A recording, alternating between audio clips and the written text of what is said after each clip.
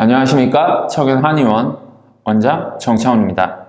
오늘은 읽기만 해도 건강해지는 책들에 대해서 소개를 드리고자 하겠습니다.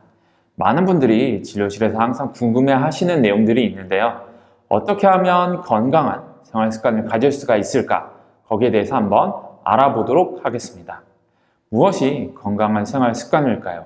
어떤 음식이 내 몸에 좋을까요? 이런 부분들에 대해서 많은 분들이 항상 질문을 하고는 하십니다.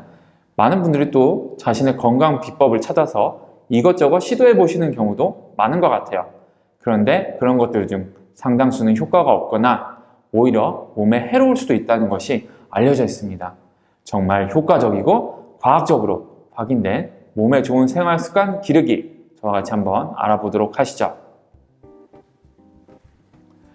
이미 많은 연구들을 통해서 몸에 좋은 생활 습관이 무엇인지는 규명이 많이 되어 있습니다. 오늘은 최근에 출간된 주요 건강 서적들에서 다루고 있는 중요한 내용들을 보도록 하겠습니다.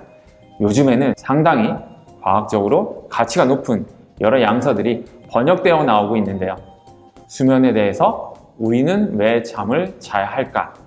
텔로미어에 대해서는 늙지 않는 비밀, 그리고 서커디안 코드 라는 책도 있고요. 이 책은 아직 번역이 되지는 않았어요. 이 영상을 보시는 분들 중에는 건강 서적을 좋아하시는 분들이 많을 겁니다. 제가 한 가지 팁을 드리자면, 일단은 일본에서 나온 책이라고 하면은 한번 의심부터 해보시는 게 좋습니다. 다른 영상에서 제가 스트레스와 염증은 사실상 한 몸이고 이것이 수많은 질환의 원인이 된다는 현대의학의 주요 관점을 소개를 드렸습니다. 그리고 이러한 연구를 진행하셨던 유명한 연구자분들의 서적들, 그리고 이 이론의 구조에 대해서도 어느 정도 설명을 드렸었죠. 기억이 나지 않거나 아직 보지 않으셨다면 한번 제 유튜브를 통해서 다시 보시면 많은 도움이 될 겁니다. 스트레스와 염증이 우리 몸에 여러 가지 질환을 유발하는 원인이 되기 때문에, 따라서 건강한 생활 습관은 이 스트레스와 염증을 가라앉히는 효과가 있어야 할 겁니다. 어떻게 해야 스트레스와 염증을 가라앉힐 수가 있을까요? 제가 저번에 소개를 해드린 스트레스의 종말이라는 책에 대해서 몇몇 분들이 정작 스트레스를 해소할 수 있는 방법이 책에는 없다라는 서평을 남겼다는 일화를 얘기를 해드린 적이 있어요. 하지만 스트레스를 해소를 하고 염증을 가라앉히는데 뭔가 특별한 다른 것이 있지 않을까라고 생각을 하시기 때문에 이런 반응이 있는 거라고 봅니다. 결론부터 말하면 건강을 지키는 가장 좋은 생활 습관은 특별한 것이 사실은 없다. 즉 왕도는 없다는 것이죠. 즉 건강한 식단, 규칙적인 생활 습관, 하루 8시간의 수면 시간이 가장 중요하다고 말씀을 드릴 수가 있어요. 이런 얘기를 하면 이렇게 뻔한 얘기를 하느냐고 시간을 낭비하는 거 아니냐라고 말하는 분들이 계시겠지만, 더 놀라운 것은 이 이상 효과적이고 도움이 되는 생활 습관이 없다라는 데 있을 겁니다. 여기서는 왜 건강한 식단이 도움이 되는지 설명을 드릴 거예요. 먼저 건강한 식단은 식사 주기와 식사량, 그리고 식사 내용을 포함한 것입니다. 가급적이면 공복 시간을 늘리는 것이 중요하다고 알려져 있어요. 먹을 수 있다면 가급적 아침을 든든하게 드시고 점심은 보통으로, 저녁은 간단하게 드시는 것이 좋습니다. 우리가 흔히 생각하는 식사 패턴과 정반대적, 특히 야식은 금물이라는 점 꼭 알아두시기 바랍니다. 가급적 위장이 비어있는 시간을 늘리는 것이 포인트고요. 저녁 6시 이후부터 아침에 일어나 아침 식사를 하는 7시에서 8시까지 12시간 이상 공복을 유지하는 것 굉장히 중요합니다. 또한 식사량은 말씀드린 것처럼 아침을 많이 먹고 점심, 저녁으로 갈수록 적게 드시는 것을 원칙으로 하고, 하루 칼로리 섭취는 남녀 권장량이 있는데 이것보다는 다소 낮게 드시는 것이 좋습니다. 식단은 가급적이면 섬유질이 높은 것으로 하고, 흔히 NASH라고 하는 저나트륨, 적은 GI 지수, 통곡물, 신선한 채소와 견과류, 오메가3가 풍부한 견과류와 올리브유가 포함된 식단이 좋습니다. 몸에 좋다고 하는 식단, 지중해식, 건강식이나 다른 식단들은 이러한 구성으로 대부분 구성이 되어 있다는 것이 알려져 있죠. 제가 처음에 스트레스와 염증은 항상 따라다닌다고 말씀을 드렸습니다. 스트레스는 단지 정신적인 스트레스뿐만이 아니라 우리 몸의 항상성에 영향을 주는 모든 요인으로 보셔야 할 겁니다. 우리 몸에는 일주기 리듬이라고 하는 정해진 주기가 있고 이 중 염증과 관여하는 호르몬에는 코티솔이 있다고 말씀을 드렸었습니다. 우리 몸에서 코티솔은 일어나면서 아주 큰 수준으로 각성해서 서서히 그 수준이 감소하게 되는 경과를 보이게 되는데요. 이 주기, 하루에 맞춘 주기에 맞춘 식단이 아침에는 많이, 점심에는 보통, 저녁에는 조금 먹는 것과 매칭이 되어 있다는 것이 알려져 있어요. 음식을 먹게 되면 인슐린이 분비되는 것뿐만이 아니라 우리 몸의 일주기 리듬, 즉 서커디안 리듬이 변화가 되는 것 때문이죠. 아침에 음식을 많이 먹으면 이미 코티솔의 분비가 높고 스트레스 수준이 이미 높은 수준으로 되어 있기 때문에 몸에 추가적인 부담은 그렇지 많지 않게 됩니다. 그러나 밤에는 코티솔의 분비가 낮은 상황에서 음식을 먹게 되면 쓸데없이 신체에 스트레스가 가해지고 코티솔의 분비도 유도하게 되고 염증 반응을 비롯한 여러 현상들도 진행이 된다는 게 알려져 있어요. 또 야식은 대부분 짜고 기름진 것들이 대부분인데 고염식, 고지방식, 고단백식에는 모두 염증을 증가시키는 특성이 있다는 것이 알려져 있습니다. 스트레스와 염증으로 인해서 신체에 다양한 악영향이 나타나게 되는 것이 우리가 건강하지 못한 상태가 되는 것을 말하고 제가 말씀드린 식이 패턴은 이 신체 악영향을 감소시키는 것을 목표로 하는 것들입니다. 규칙적인 생활에서는 규칙적인 수면, 규칙적인 식습관이 가장 중요합니다. 규칙적인 식습관이 중요한 이유에 대해서는 방금까지 자세히 설명을 드렸어요. 수면 시간은 우리가 잘 알고 있는 것처럼 10시에서 11시경에 잠이 들어서 7에서 8시경에 일어나고 하루에 8시간을 규칙적으로 지키는 것이 가장 중요합니다.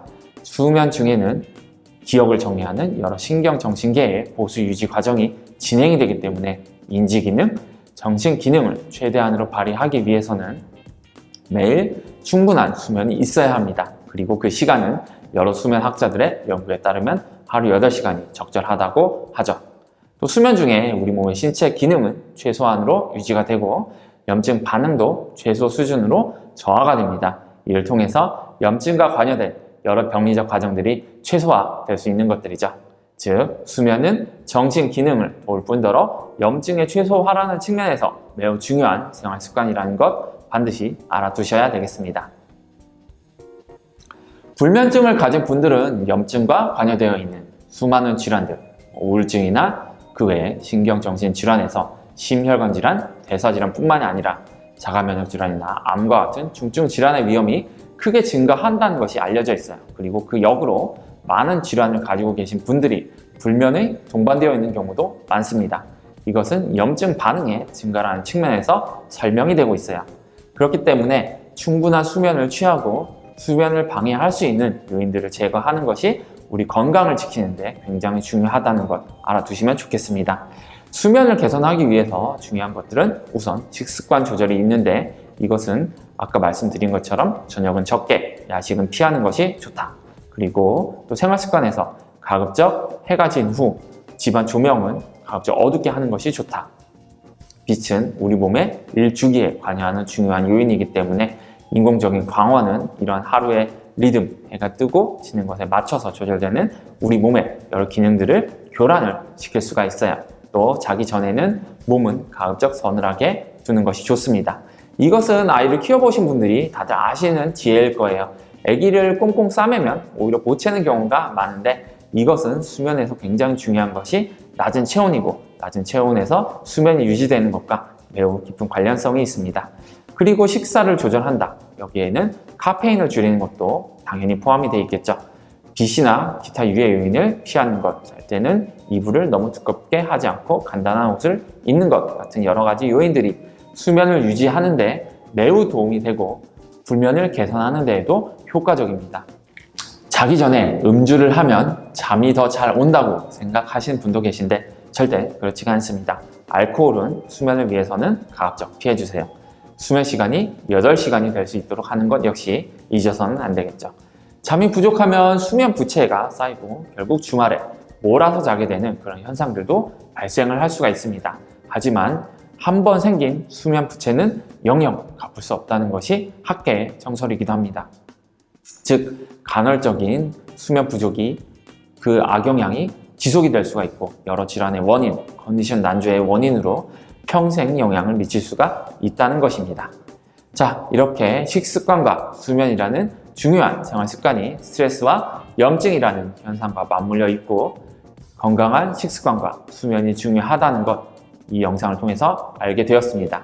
우리 몸은 항상 진화적으로 단기적인 이익을 추구하는 경향이 있고 염증성 경향을 선호한다는 것을 다른 영상들을 통해서 알려드렸죠. 야식 등을 우리가 좋아하는 이유는 이들이 염증 수준을 올리기 때문입니다. 원시 시대에는 염증이 중요한 자원이고 생존에 필수적인 반응이었기에 이런 현상은 굉장히 유익하게 작용했겠지만 모든 것이 풍족한 현대 사회에서는 우리에게 필요한 수준 이상으로 모든 것들이 공급되고 있기 때문에 우리 몸이 그냥 시키는 대로 하게 되면 건강을 도리어 해칠 수가 있게 됩니다. 따라서 이러한 본능을 이겨내는 것이 사실은 건강을 지키는데 아주 중요한 요인이 된다는 것 잊지 않으셨으면 좋겠습니다. 마지막으로 왜 노벨상을 수상한 텔로미어, 즉 노화 억제 유전자 연구자가 지금까지 말씀드린 건강한 생활 습관이 장수의 원인이자 텔로미어를 보호하고 있다고 하는지 살펴보도록 하겠습니다. 염증은 세포의 분열, 사멸과 같은 여러 가지 세포 사건들과 밀접한 관련이 있습니다. 염증 반응은 스트레스에 대한 적응적인 반응이라는 게 익히 알려져 있죠. 흥분성이나 활력과도 밀접한 관련이 있는 것이 이 염증 현상입니다. 고열량, 고지방, 고염식은 염증과도 관여가 되어 있는 세포 분열 및 성장과 밀접한 관련이 있고 거시적으로는 겉보기에는 건강해 보이는 활력과 관련이 되어 있습니다. 그러나 그 대가가 세포 활동에 따른 텔로미어의 손실, DNA의 손상, 세포 기능의 저하, 발암성과 관련이 되어 있죠. 그리고 저열량, 저지방, 저염식인을 우리가 본능적으로 선호하는 것들과 반대되어 있는 문제가 있지만 그리고 낮은 활력을 유발하지만 염증 반응을 낮추고 흥분성을 가라앉히고 세포 수준에서는 여러 대사 활동을 감소시키는 등 작용을 통해서 결과적으로는 텔로미어를 보호하고 DNA 손상을 막고 세포 기능을 유지시키고 암을 억제하는 등의 유익한 작용이 있는 것입니다. 염증으로 인해서 다양한 질환이 발생을 하게 되고 노화가 촉진이 된다는 것, 그러나 염증과 인체 활동의 수준에는 비례 관계가 있다는 것은 우리가 인생에서 여러 가지 선택을 할 때 모든 것을 다 가질 수 없다는 것을 말해줍니다. 그러나 우리가 염증을 선호하도록 상대적으로 편향되어 있다는 측면에서 의식적으로 조금씩이라도 스트레스와 염증 수준을 높일 수가 있는 여러 요인들을 감소를 시킨다면 이것만큼 건강을 유지하는데 바람직한 생활 습관은 없을 것입니다. 많은 석학들이 저술한 책들이 사실 우리의 기대와는 다르게 공통적으로 식습관, 수면 같은 단순한 생활 습관을 건강히 할 것을 강조하는 것은 우리 몸이 돌아가는 원리를 이해를 하게 되면 더욱 그러한 기초적인 생활 습관들이 정말 핵심적인 역할들을 한다는 것을 알고 있기 때문입니다. 특별하거나 획기적인 방법이 아니라 항상 기본적인 것, 잘 알려진 것을 실천하는 것이 건강 유지에 굉장히 중요하다는 것을 석학들이 가장 먼저 알고 있는 것들이죠. 자, 여기 한 가지 더해서 규칙적인 운동을 더해 주신다고 한다면은 식습관, 수면 습관, 운동이 굉장히 중요하다라는 것을 말씀을 드릴 수가 있을 것 같습니다. 이러한 내용들은 수백 년 전 책에도 나오는 내용들이죠. 즉 건강을 지키는 데는 하늘 아래 새로운 것은 그렇게 많지 않다는 것을 알 수가 있는 것입니다. 그러나 이러한 생활 습관을 지키기 어려운 분들, 혼자만의 노력으로 질병을 개선하기 어렵다고 생각하시는 분들이 계실 것 같아요. 그런 분들은 저희 청년 한의원, 청년 한방병원을 찾아주셔서 전문 의료진의 도움을 받는 것이 굉장히 도움이 많이 될 겁니다. 지금까지 건강한 생활 습관에 대해서 간단히 알아보았습니다. 내용은 간단하지만 지키기는 다소 어려운 것들이죠. 하지만 그런 것들로 스트레스를 받으실 필요는 없습니다. 사실 우리 모두가 다 그렇기 때문이죠. 하지만 이러한 습관이 꼭 필요하다는 것을 알아두시고 그래서 한 번쯤은 이러한 습관들을 생각해 보시고 나의 삶을 조금씩 바꿔나가는 것만으로도 큰 효과가 있다는 것 행동과학적으로도 확인이 되어 있습니다. 오늘은 이 영상을 보시면 조금이라도 건강한 생활습관 지키기에 나서는 것은 어떨까요? 지금까지 청년 한의원, 청원 한방병원 한의사 정차훈이었습니다. 이 영상이 도움이 되셨다면 구독하기, 좋아요, 눌러주시면 대단히 감사하겠습니다. 다음 영상으로 다시 찾아뵙도록 하겠습니다. 감사합니다.